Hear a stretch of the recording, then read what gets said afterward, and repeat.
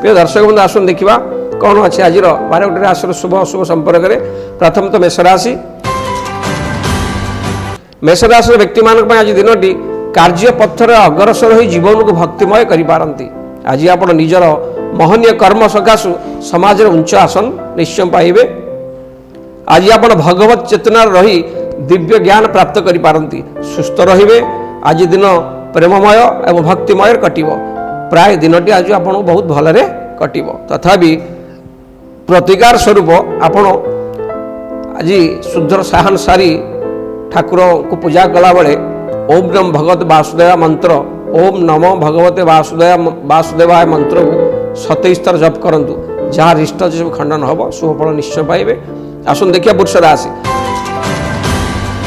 वृष राशि व्यक्ति आज दिन में आप कौन दुर्भाग्य जनित परिस्थिति पड़ी निजर नैतिक मूल्यबोध हराई पारती। कौन भीतिहीन मंतव्य दे समाज रे निंदित हो पारती बा अनादर पात्र हो पारती। सेवा और परोपकार जीवनर व्रत भाव ग्रहण करंतु। दिनटी आज बहुत भलर कटिब।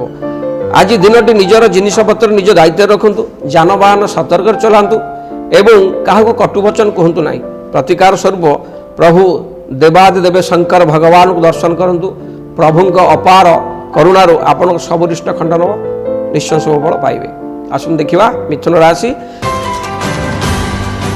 व्यक्ति आज दिनटी सेवा भावनार नियोजन हेबे होई दिन काटिबे। समाजर कल्याण पई आज आपण निमग्न हेबे। नूतन व्यापार वाणिज्य आज आरंभ करी ताधरे मध्य लाभवान हेबे। किंतु आज दिनटी आपणक राशि रे चंद्रमा स्थिति सुदृढ़ थिबारु मिथुन राशि व्यक्ति विशेष मानक पई सेतटा आज किसी असुविधा नाही शुभफल निश्चय पाइबे। तथापि प्रतिकार स्वरूप माँ जगतजननी दुर्गा दर्शन करंतु। माँ दुर्गा पाखरे 7 गोटी कला अपरिजिता पुष्प अर्पण करंतु। माँ अपार करुणारु सबरिष्ट खंडन शुभफल निश्चय पाइबे। आसन देखिबा कर्कट राशि व्यक्ति आज दिनटी घातवार अतिवाहित होउची। आपण सब काम करंतु किंतु जगी रखी करंतु।